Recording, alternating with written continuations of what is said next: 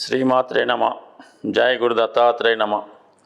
ఈ వీడియోలో మనం ధనుసు రాశి వారికి అక్టోబర్ నెల మాస ఫలితాలు తెలుసుకునే ప్రయత్నం చేద్దాం. మరి ధనుసు రాశి వారికి ఈ వారంలో గొప్ప గ్రహాల మార్పు అనుకూలంగా మారడం జరుగుతుంది.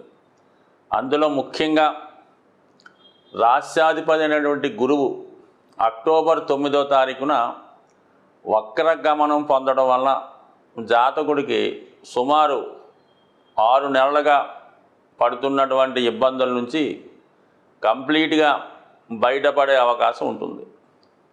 శుక్రుడు 6వ స్థానంలో, గురువు 6వ స్థానంలో ఉన్నప్పుడు సాధారణంగా వృత్తి వ్యవహారాలు ఇబ్బంది పెడుతుంటాయి, ఆర్థిక సమస్యలు చాలా చికాకు పెడుతుంటాయి. మరి టెంపరీగా ఈ గురువు వక్రగమనం వల్ల 5వ స్థానానికి వచ్చిన ఫలితం రావడంతో ఆటోమేటిక్గా గురువు భాగ్యస్థానాన్ని, పంచమ స్థానాన్ని, లగ్నాన్ని, రాశిని యాక్టివేట్ చేయడం వల్ల జాతకుడు గతంలో పోగొట్టుకున్నటువంటి విలువైన వస్తువులు కానీ, ఆత్మీయులను కానీ, స్నేహాన్ని కానీ, ఉద్యోగాన్ని కానీ ఏదైతే జాతకుడు బాగా ఇష్టపడతాడో తిరిగి అవి పొందే అవకాశం ఉంటుంది. అలాగే జాతకుడు ఆరోగ్య విషయంలో కొంత అనుకూలత ఏర్పడి దైనందిన జీవితంలో చాలా ఉత్సాహంగా పాల్గొనడం కూడా జరుగుతూ ఉంటుంది. అలాగే పుణ్యక్షేత్రాలు దర్శించడం, ముఖ్యంగా విదేశ ప్రయత్నం కొరకు కానీ, దూర ప్రాంతంలో ఉన్నటువంటి తమ యొక్క సంతానాన్ని కానీ, తల్లిదండ్రులు కానీ కలుసుకుందాం అనుకున్న వాళ్ళకి మరి ఈ సమయంలో మీ యొక్క ప్రయత్నం ఫలిస్తుంది.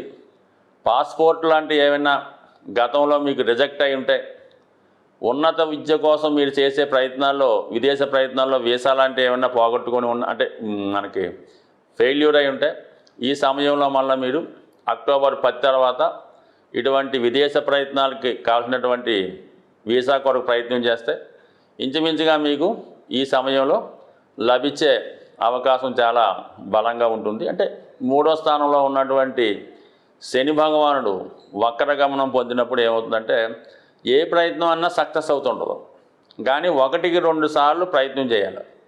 ఇప్పుడు గురువు కూడా వక్రించి ఉండడం, దాంతో ఏమవుతుందంటే మనకి శని గురువుల మధ్య ఒక చక్కని దృష్టి ఏర్పడడం వలన 2 గ్రహాలు పరస్పర సహకారంతో జాతకుడిని విజయం వైపు తీసుకెళ్లే ప్రయత్నం చేస్తూ ఉంటామన్నమాట. సో ఏదైనా అక్టోబర్ 9 లోపు జాతకుడికి, అంటే ఉగాది నుంచి అక్టోబర్ 9 లోపు జరిగినవన్నీ ఒక ఎత్తు అయితే, అక్టోబర్ 9 తర్వాత ఇంచుమించుగా రాబోయే ఒక 3-4 నెలల పాటు జాతకుడు చాలా వరకు చాలా సమస్యల్ని పరిష్కరించుకొని తన వృత్తి వ్యవహారాల్లో అధిగమించి నూతన ఉత్సాహంతో ప్రతి విజయాన్ని చవిచూసే అవకాశం ఉంటుంది.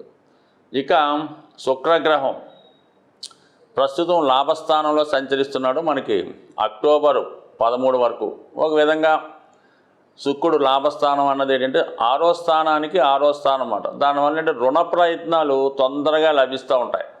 అలాగే మీ బంధువుల్లో బాగా అధికార హోదా కలిగినటువంటి స్త్రీలు కానీ, లేదంటే బాగా ధనవంతుల కుటుంబానికి చెందినటువంటి సిస్టర్సో ఎవరైనా ఉంటే వాళ్ళు మీకు ఈ సమయంలో మీకు మీ అభివృద్ధికి కొంతవరకు సహకరిస్తారు. మీకు ఏదైనా ఆర్థిక పరమైన సహకారం అందించే అవకాశం ఉంటుంది. దాన్ని చక్కగా సద్వినియోగం చేసుకోవచ్చు. అలాగే ఎంటర్టైన్మెంట్ రంగంలో ఉన్న వాళ్ళకి, వినోద రంగంలో, సినిమా ఫీల్డ్లో ఉన్న వాళ్ళకి, యూట్యూబ్ మీడియాలో ఉన్న వారికి, అలాగే టీవీ రంగంలో ఉన్న వాళ్ళకి చక్కని గుర్తింపు రావడం జరుగుతుంది. మీ ప్రతిభకు తగిన గుర్తింపు రావడం వల్ల మీ యొక్క రెమ్యునేషన్ కూడా పెరగడం వల్ల తద్వారా మీ ఆదాయం మీరు ఊహించిన దానికన్నా అధికంగా రావడం జరుగుతుంటుంది.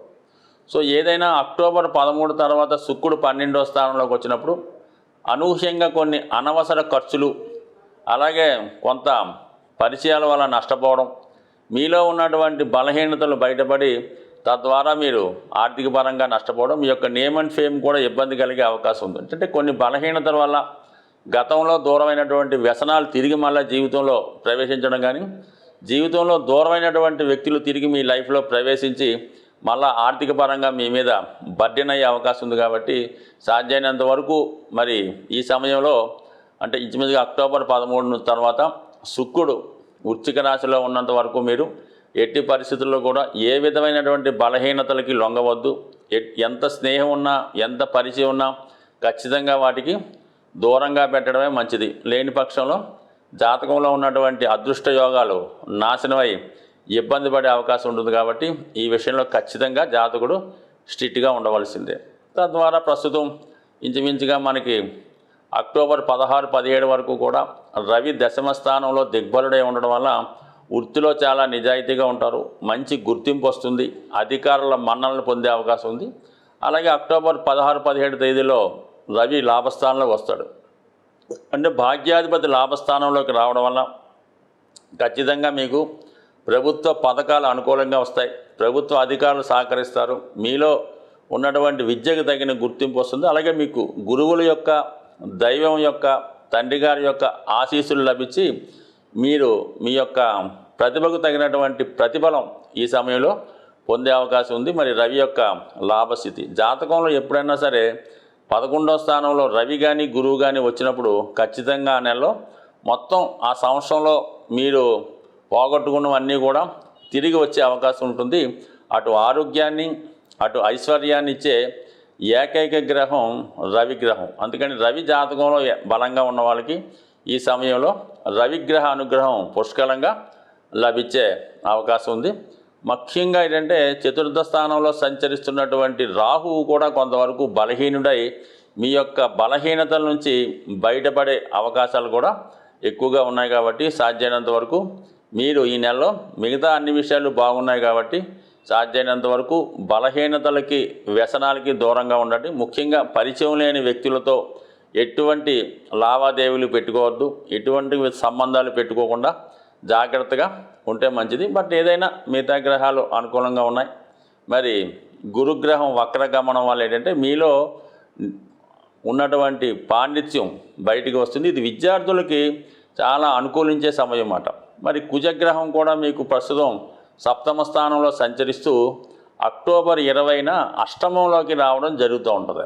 ఒక విధంగా ఇది ఏమవుతుందంటే ఒక విపరీత రాజ్యంలాగా మీకు ఏర్పడి ఒక విధంగా ఆకస్మిక ధనలాభాన్ని ఏర్పడే అవకాశం ఉంది. అయితే కొన్ని సందర్భాల్లో వివాహ సంబంధించిన విషయాల్లో భార్యాభర్తల మధ్య కొంత మనస్పర్ధలు కూడా వచ్చే అవకాశం ఉన్నది. అంటే అష్టమంలో కుజుడు బలహీనపడినప్పుడు వ్యయంలో ఉన్నటువంటి శుక్రుడు కూడా జాతకుడిని కొంతవరకు ఇతరులపై ఆసక్తి పెరగడం వల్ల అది స్వభావ సిద్ధంగా మరి కుటుంబంలో ఉన్నవారికి భార్య లేదా భర్తకి నచ్చకపోవడం వల్ల ఈ విధమైన మనస్పర్ధలు, ఇబ్బందులు, విభేదాలు లాంటివి వచ్చే అవకాశం ఉంది. కాబట్టి మరి సాధ్యమైనంత వరకు మీరు ఈ కుటుంబ విషయాల్లోనూ స్త్రీల విషయాల్లోనూ కూడా జాగ్రత్తగా వ్యవహరిస్తే మరి గురుబలం మీకు సంపూర్ణంగా అంది ఈ నెలలో పూర్తి విజయాలు పొందే అవకాశం ఉంటుంది. ముఖ్యంగా ఈ నెలలో జాతకులు కుజగ్రహ, రాహుగ్రహ, శనిగ్రహాలకి ఖచ్చితంగా పరిహారం చేసుకోవాల్సిందే. అలాగే రవిగ్రహానికి కూడా పరిహారం చేసుకోవాలి. ఎందుకంటే కుజ శనులకి షష్టాష్టక స్థితి ఏర్పడింది, అలాగే రవి శనులకు కూడా ఈ స్థితి ఏర్పడింది. మరి ఇవన్నీ స్థితి వల్ల జాతకుడు కొంతవరకు అనూహ్య సంఘటనలు ఏర్పడడం, ప్రభుత్వం ద్వారా వ్యతిరేకత, ఇలాంటి కొన్ని చికాకులు కలిగే సూచనలు ఉన్నాయి. కాబట్టి మరి వీటి నుంచి బయటపడాలంటే సాధారణంగా ఈ అక్టోబర్ నెలలో మనం అనుకుంటున్నాం. కాబట్టి ఏదైనా ప్రతి ఒక్కరికి కూడా ముఖ్యంగా దేవతల యొక్క అనుగ్రహం ఎంత ముఖ్యమో పితృదేవతల యొక్క అనుగ్రహం కూడా అంతే ఇంపార్టెంట్గా ఉంటుంది.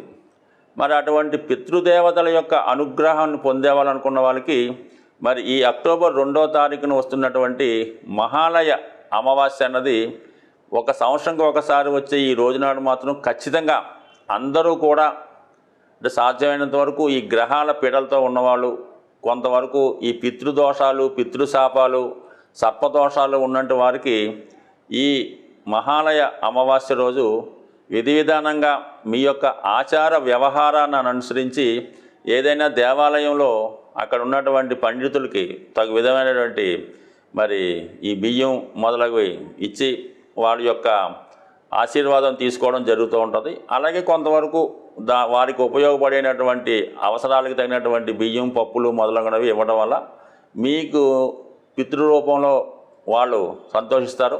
అలాగే ముఖ్యంగా మీరు ఎవరినైతే ఉద్దేశించి చేద్దాం అనుకుంటున్నారో, ఒకవేళ మీ తండ్రి గారు లేదంటే మీ తాతగారు ఎవరు ఉంటారో వారు ఏ వయసులో మరి మీ నుంచి దూరం అయ్యారో ఆ వయసులో ఉన్నవారిని, అంటే ఏ క్యాస్ట్ అయినా పర్లేదు, ఆ వయసులో ఉన్నవారిని ఆ రోజు వీలైతే మీకు కుదిరితే బట్టలు పెట్టచ్చు, కడుపు నిండా భోజనం పెట్టచ్చు. ఈ విధంగా చేయడం వల్ల మరి పితృదేవతల అనుగ్రహం పొందుతారు. అలాగే మరి మీకు ఏదన్నా గోవుకి ఈ విధంగా ఆహారం పెట్టినా కూడా ఆ దోషం నుంచి అంటే వాళ్ళ స్థాయిని బట్టి చేసుకోవాలి తప్ప మరి పెద్దగా చేయగలిగే వాళ్ళు గొప్పగానే చేసుకోవాలి.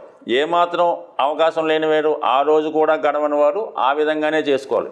చేయటం ఇంపార్టెంట్ తప్ప పెద్దగా చిన్నదన్నది కాదు కాబట్టి ఇది ఒకటి కంపల్సరీగా చేయండి.